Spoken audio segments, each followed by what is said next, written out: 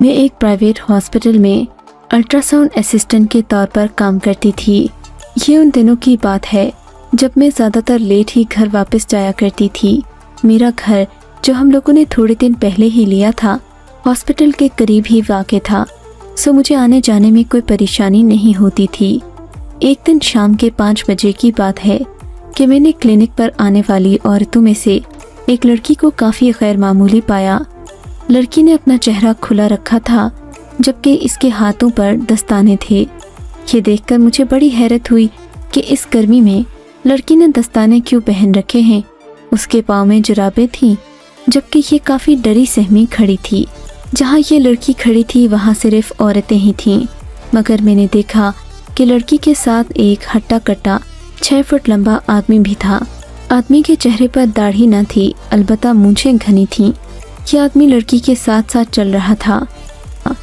उसके अंदाज से लग रहा था कि ये लड़की का शौहर है, जबकि लड़की डरी सहमी उसके इशारों पर चल रही थी। मुझे इन दोनों की जोड़ी काफ़ी अजीब लगी, क्योंकि अमूमन कोई भी शौहर यूं बीवी के साथ लाइन में खड़ा नहीं होता। बतौर असिस्टेंट और यहाँ की मॉनिटर, मैंने उस आदमी को वहाँ से दूर खड़े रहने की हिदायत की कि ये जगह औरतों के खड़े होने की थी, मगर उस आदमी पर ज़रा असर नहीं हुआ। वो सारा वक्त अपनी बीवी के साथ ही रहा। मुझे उसकी ये हरकत बड़ी नागवार लगी, मगर मैं कुछ बोली नहीं कि मेरी मजबूरी थी। यहाँ पर मरीजों की काफ़ी इज्जत की जाती थी। प्राइवेट हॉस्पिटल जो था, बहरहाल थोड़ी देर गुजरी कि इन लोगों की बारी आ गई। मैंने देखा कि लड़की के साथ साथ ये आदमी भी पर्ची लिए डॉक्टर के कमरे की तरफ बढ़ रहा है। मैंने उस आदमी को रोकने की कोशिश की, क्योंकि डॉक्टर के कमरे में सिर्फ एक ही मरीज जा सकता था। वैसे भी इन दिनों हालात ऐसे थे कि ज़्यादा लोगों को एक साथ बैठने की इजाज़त नहीं थी, मगर इस आदमी के इखलाक गिरे हुए थे। ये अपनी बीवी के साथ मेरे मना करने के बावजूद डॉक्टर के कमरे में आ गया। आज ओपीडी इंचार्ज भी नहीं आया था, इसलिए सारे काम मुझे ही करना पड़ रहे थे। डॉक्टर साहिब ने मुझे इशारे से कहा कि मैं इस आदमी को बाहर जाने का कहूँ। मैंने इससे बड़े इज्जत से बात की, मगर यह बिफर गया। बोला कि मैं यहाँ से एक कदम नहीं हिलूंगा। मैंने कहा, मोहतरम, आपको अपनी बीवी चेक करवानी है तो आप ज़रा दूर चले जाइए। ऐसा मुमकिन नहीं कि आपके होते हुए चेकअप हो जाए। वो इस बात पर और गुस्सा करने लगा। बोला, यहाँ कोई औरत नहीं है, मैं कैसे डॉक्टर पर भरोसा करके अपनी बीवी को यहाँ छोड़ दूँ। मैंने कहा, मैं यहीं कमरे में रहूँगी, आपको फ़िक्र करने की ज़रूरत नहीं। मगर वो आदमी किसी तौर नहीं मान रहा था। तब मैंने इस मसले का हल निकालते हुए उस आदमी को दूसरे कमरे में आने का कहा। यहाँ दिहाई माहिर और काबिल डॉक्टर थीं। मैंने कहा, आपको लेडी डॉक्टर के पास अपनी मरीज़ा को छोड़ने में कोई दिक्कत महसूस नहीं होनी चाहिए। यहाँ तो आपको कोई एतराज़ भी नहीं होगा। आप चले जाइए, हम इन्हें चेक करके ही आप तक पहुँचाएंगे। मगर वो आदमी अजीब, सिद्दी और अड़ियल था। बोला, मैं अपनी बीवी को किसी सूरत अकेले नहीं छोड़ूंगा। तब डॉक्टर शाजिया को भी गुस्सा आ गया। बोली कि तुम अपनी बीवी को जहाँ से मर्जी चाहो चेक करवा लो, हमें ऐसे लोगों की ज़रूरत नहीं जो हमारी बात भी न मानते हों और हमसे इलाज भी करवाना चाहते हों। डॉक्टर शाजिया के ये कहने की देर थी कि आदमी को गुस्सा आ गया। उसने लड़की का हाथ जोर से खींचा और उसे अपने साथ ले जाने लगा कि लड़की गिरकर फर्श पर बेहोश हो गई। उसने आंखें मौन दी और वो दर्द से कराहने लगी। ये देखकर उस आदमी को ज़रा रहम आ गया। बोला, मैं जा रहा हूँ, जल्दी से इसे चेक करो, देखो क्या मसला है, वरना तुम लोगों के साथ अच्छा नहीं होगा। आदमी की धमकी सुनकर हम भी हैरान रह गए। खैर, मैंने कमरे का दरवाज़ा बंद किया, पर्दे आगे किए और लड़की को बेड पर लेटा दिया। उसकी हालत नाजुक लग रही थी। इससे पहले कि मैं उसे ग्लूकोज की ड्रिप लगाती, लड़की ने झट से आंखें खोल दी और इधर उधर देखने लगी। उसने होंठों पर उंगली रखकर मुझे खामोश रहने का इशारा किया। डॉक्टर शाजिया भी ये मंजर देख रही थी। इन्होंने दरवाजे को बगौर देखा। कुंडी लगी हुई थी, खतरे की बात न थी। वो भी आकर बेड के पास खड़ी हो गई। तब लड़की सरगोशी वाले अंदाज में बोली, डॉक्टर साहिबा, खुदा के लिए मुझे 2 दिन के लिए यहाँ एडमिट कर लें। मैं आपको अपने बारे में सब बता दूंगी, मगर मुझे मेरे शौहर के पास वापस न भेजें, वरना वो मेरे साथ बहुत बुरा करेगा। ये कहते हुए लड़की ने अपने हाथ जोड़ दिए। तब मेरी नज़र उसके दस्तानों पर पड़ी। मैंने उसके हाथों से दस्ताने उतारे ये देखकर मुझे हैरत हुई कि उसके हाथों पर जाब की हुई थी। उसने जल्दी से मुझे वापस दस्ताने पहनाने का कहा। बोली, मेरा शौहर आ जाएगा, जल्दी से मुझे दस्ताने पहना दीजिए। आपने मुझे यहाँ 2 दिन के लिए एडमिट करना है। वो गुस्सा तो करेगा, इसलिए ऐसा ना हो कि और ज़्यादा बिगड़ जाए। लड़की ने अपनी जुराबें भी वापस पहनी। इसके हाथों और पाँव दोनों जगह हल्दी लगी हुई थी। पाँव पर हल्दी काफ़ी गहरी थी, जबकि हाथों पर हल्का रंग था। लड़की की बात सुनकर हम उसका साथ देने पर मजबूर हो गए, क्योंकि अगर अभी हम इसका साथ ना देते तो वो मायूस हो जाती, जबकि उसकी उम्र बमुश्किल 17-18 साल होगी। मैंने लड़की को तसल्ली दी और कहा कि हम तुम्हारे शौहर से तुम्हें यहाँ रखने की इजाज़त ले लेंगे, तुम्हें फिक्र करने की ज़रूरत नहीं। लड़की ने हमारा शुक्रिया अदा किया। बोली, मैं ये आपका एहसान कभी नहीं भूलूंगी। अगरचे मुझे कोई बीमारी नहीं है, मगर इसके घर से निकलने का वाहिद तरीका यही था कि मैं कोई ना कोई नाटक कर लूँ। मैं लड़की की बात समझ गई। फिक्र की कोई बात नहीं, मैंने उसे तसल्ली दी। हमने तुम्हारे शौहर को बता दिया है कि तुम अब यहाँ 2 दिन के लिए एडमिट रहोगी, वो तुम्हें लेने नहीं आएगा। लड़की हैरान होकर मुझे देखने लगी। बोली, आप सच कह रही हैं? मगर ये मेरी गलत फहमी थी कि वो आदमी कुछ कहेगा नहीं। थोड़ी ही देर में वो तनतनाता हुआ कमरे के अंदर आ गया। बोला, मैं अपनी बीवी के बारे में ज़रा सी भी कोताही बर्दाश्त नहीं करूँगा। इसे जो भी बीमारी है, इसका इलाज जल्दी होना चाहिए। मैं अपने कुछ लोगों को यहाँ भेज दूँगा जो इसका ख्याल रखेंगे। इस वक्त मुझे जाना होगा। आदमी ने अपनी घड़ी पर नज़र डालते हुए कहा, जबकि उसकी आवाज़ सुनते ही सायरा ने आंखें मौन ली थीं। वो यकीनन इस आदमी से बहुत डरती थी, मगर इस डर की वजह क्या थी, मेरी समझ में अभी तक कुछ नहीं आया था। थोड़ी देर बाद वो आदमी चला गया। कुछ वक्फे के बाद मैंने देखा कि 3 नौजवान उसी वार्ड के बाहर आकर खड़े हो गए जहाँ पर सायरा दाखिल थी। सायरा का तो सांस लेना भी मुहाल हो गया। ये तीनों आदमी मुसलसल सायरा के बेड को देख रहे थे। इन्होंने बेड नंबर भी मुझसे पूछ रखा था, जबकि सायरा को कोई तकलीफ न थी। ना ही मैं इसे कोई दवा दे सकती थी, ना ही इंजेक्शन लगा सकती थी। खैर, काफ़ी देर गुजर गई। इन नौजवानों में से एक भी टस से मस न हुआ। ये दोनों इसी तरह बाहर खड़े चहलकदमी करते रहे। थोड़ी देर के बाद डॉक्टर्स राउंड पर आ गए। सायरा कहने लगी कि मुझे बाथरूम जाना है, मेरी मदद करो। मैं उसका इशारा समझ गई थी। सायरा इन लोगों से बचकर मुझसे बात करना चाहती थी। मैंने उसे सहारा दिया और बाथरूम तक ले गई। सायरा को बाथरूम भेजने के बाद 2 मिनट बाद मैं भी अंदर चली गई। वो परेशान लग रही थी, मुझसे कोई बात करना चाह रही थी। तुम्हारी बहुत मेहरबानी होगी, तुम्हारा ये एहसान कभी नहीं भूलूं खड़ी थी। तुम्हें हुआ क्या है? ये आदमी कौन लगता है तुम्हारा? कुछ तो बताओ, क्या वाकई तुम्हारा शौहर भी है या नहीं?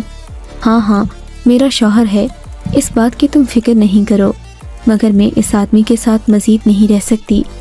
अब ये मुझे छोड़ना भी नहीं चाहता।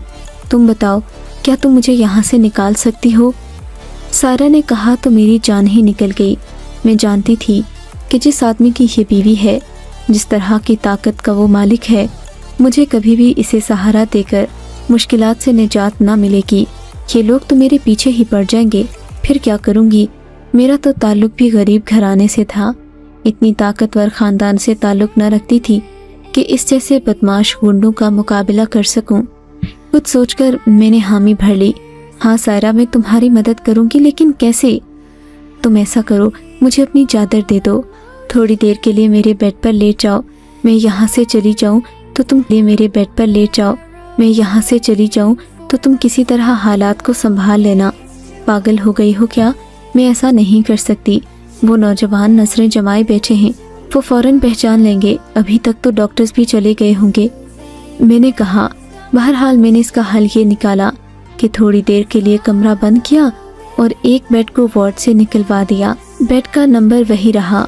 कोने वाले बेड को खिसकाकर मैंने दूसरी तरफ कर दिया, जबकि सायरा वाले बेड की जगह एक और बेड आ गया। चूँकि वो लोग हॉस्पिटल के कवानीन से मजबूर थे, अंदर नहीं आ सकते थे, इसलिए इन्होंने सिर्फ बेड नंबर पर नज़र रखी हुई थी। जबकि सायरा की जगह अब कोई और औरत आ गई थी। ये एक बूढ़ी औरत थी। मुझे इत्मीनान हो गया। सारा को मैंने पिछले दरवाजे से निकालकर अपनी सहेली सुहेला को कॉल की वो यहीं पर हॉस्पिटल के क्वार्टर्स में रहती थी। मैंने उसे कहा कि एक लड़की नीले रंग के कपड़ों में मलबूस की तरफ आ रही है, तुम इसे अपने घर में थोड़ी देर के लिए रखो, उसके बाद मैं देखूंगी कि क्या करना है। इन लोगों के होते हुए मैं ज़्यादा फ़ोन पर भी बात नहीं कर सकती थी। इनकी नज़रें मुसलसल मुझ पर थीं। एक दो बार मैं सायरा को बाथरूम लेकर गई तो इन लोगों ने मुझे घूर कर देखा था। मुझे बहुत डर लग रहा था। मेरा घर एक ही कमरे पर मुश्तमिल था जहाँ पर मैं और मेरी वालिदा रहते थे और ये हॉस्टल के करीब वाक़ था। हर बात की तसल्ली कर लेने के बाद रात के 11 बजे जब मैं फारिग हुई, सायरा को गए भी काफ़ी देर हो चुकी थी। मैंने अपनी सहेली से कहा था कि वो किसी से इस बारे में बात न करे, ना ही मुझे बार बार फ़ोन करे। रात के 11 बजे मैं हॉस्पिटल से निकली। मुझे लगा कोई मेरे पीछे पीछे आ रहा है। मुझे बहुत डर महसूस हुआ। उन लोगों से पंगा लेने का यही अंजाम होना था। मैंने दिल में सोचा, मगर अब क्या हो सकता था। मैं जल्दी से कदम बढ़ाती अपने घर पहुंच गई। दरवाज़ा खटखटाते हुए जहन में आ रहे थे। जैसे ही अम्मी ने दरवाज़ा खोला, मेरे सर पर किसी ने ज़ोरदार ज़रब मारी। मैं अम्मी के कदमों में गिर गई। 2 गुंडे हमारे कमरे में दाखिल हो गए। मैं अपना सर मलती रह गई। उसके बाद मुझे कुछ होश नहीं रहा। थोड़ी देर के बाद अम्मा ने पानी के छींटे मार मार कर मुझे होश में लाया। मैंने कहा, अम्मा क्या हुआ था? बोली, बेटी 2 लोग आए थे, तेरे बारे में भी बातें कर रहे थे। इन्होंने कमरे में कोई चीज़ नहीं छोड़ी, हर चीज़ की तलाशी ली और फिर खुद ही चले गए। डरा धमका कर गए हैं कि अपनी बेटी को संभालो वरना बुरा हशर कर देंगे।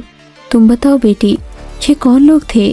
क्या तुमने किसी से दुश्मनी मोल ली है बेटी? जानती हो ना मैं बेवा औरत हूँ।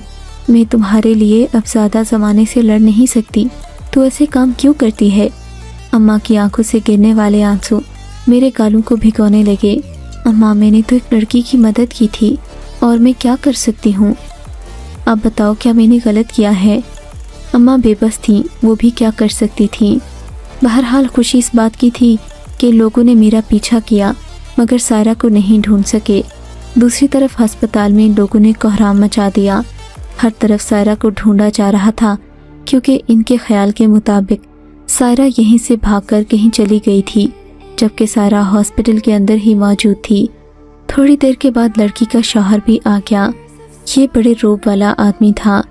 वार्ड बॉय की तफसीलात के मुताबिक इन लोगों ने हॉस्पिटल के एक एक बेड को चेक किया मगर वो लड़की कहीं न मिली। फिर ये लोग गुस्से में बुड़बुड़ाते वहाँ से चले गए। हॉस्पिटल के स्टाफ को धमकियाँ भी दी कि तुम लोगों ने मेरी बीवी को भगाया है। बहरहाल वो लड़की वहाँ नज़र नहीं आई। कुछ दिन तो ये लोग मुझ पर भी नज़र रखते रहे। मुझे हर बात का अंदाज़ा हो जाता था कि कब मैं किसकी नज़र में हूँ, मगर मैं जानती थी कि ज़्यादा अरसा जब ये लोग मेरे आएंगे तो मेरे लिए भी मुश्किलात बढ़ जाएंगी। तब एक दिन मैंने अम्मी से कहा कि मैं ये नौकरी छोड़ देती हूँ, मुझे लगता है ये मेरे लिए नई मुसीबत लाएगी। अम्मा कहने लगी, ऐसे इन लोगों को और शक होगा, और वैसे भी वो लड़की महफूज है तो हमें और क्या चाहिए। थोड़े दिन इंतज़ार कर लो, थक हार कर ये लोग खुद ही चुप हो जाएंगे। बहरहाल जब इन लोगों को मुकम्मल यकीन हो गया कि सायरा मेरे पास नहीं है तो इन लोगों ने हमारी जान छोड़ दी। मगर अब मुझे सुहेला से भी जवाब देना था। मैं इस लड़की को कहाँ लेकर जाती, कुछ समझ में नहीं आ रहा था। बिलाखिर एक दिन सोचा कि उसे अपने ही घर ले आती हूँ, अब तो इन लोगों को मुझ पर शक भी नहीं होगा। मगर फिर भी एहतियातन मैंने अम्मी से बात की। इन लोगों ने नानी से कहा। हम लोग सायरा को नानी के घर ले गए। नानी का घर शहर के बाहर मौजूद था। सायरा नानी के घर में महफूज थी। अब वो वहीं पर रहती, उनके घर के कामकाज करती। नानी ने कामकाज करती। नानी ने मुझे बताया कि सायरा बड़ी खिदमतगुजार लड़की है। न सिर्फ ये कि वो उनका बहुत ख्याल रखती है, बल्कि उनसे बातें करती उनका दिल भी बहलाती है। उनकी बात से मुझे इत्मीनान हुआ था। काफ़ी हद तक जब हालात बेहतर हो गए तो मैं नानी के घर गई। सायरा मुझसे बड़े पुरतपाक अंदाज में मिली। वो बहुत खुश लग रही थी, चेहरा भी निखर गया था, जबकि नानी के दिए कपड़े उस पर बहुत जच रहे थे। सायरा इस वक्त 15 साल की लड़की लग रही थी। वाकई खाने पीने से उसकी शक्ल ही बदल गई थी। मैं उसे कमरे में लेकर गई। मेरी उससे काफ़ी अरसे के बाद बात हुई थी। हॉस्पिटल वाले वाक़े के बाद मैं तो उसे भूल ही गई थी, मगर उसकी फ़िक्र मुझे रहती थी। मुझे बताओ सायरा, क्या तुम्हारे शौहर ने तुमसे दोबारा राब्ता करने की कोशिश की? नहीं बाजी, अल्लाह ना करे कि अब ऐसा हो। उसकी आंखों में उदासी तर आई। मुझे बताओ, तुम्हारा शौहर के साथ क्या मसला है? वो एक काबिल हल बात है तो हम तुम्हारी मदद करेंगे। तुम मुझे बता सकती हो। मेरी बात पर सायरा कानों को हाथ लगाने लगी। ना बाजी ना, अब मैं उस शख्स के साथ 1 मिनट नहीं रहूंगी और ना ही मुझे उसके सामने दोबारा जाना है। सायरा की बात पर मुझे सख्त हैरत हुई।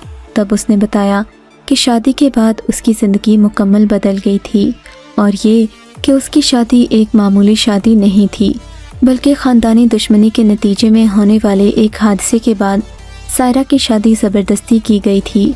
मगर सायरा के शौहर को उस पर ज़रा भी यकीन नहीं था। सायरा बताने लगी, बाजी क्या बताऊं, मेरे शौहर ने मुझ पर ज़िंदगी किस कदर तंग कर दी थी।